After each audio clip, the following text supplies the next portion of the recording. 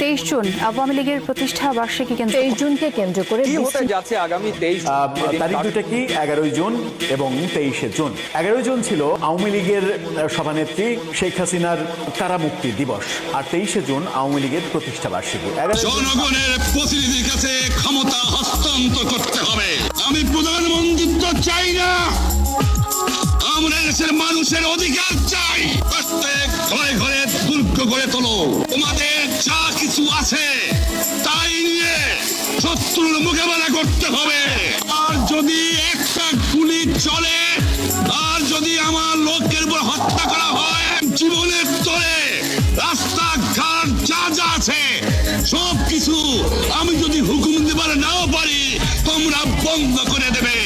আমরা যখন মরতে শিখেছি তখন কেউ আমাদের দবাতে পারবে না।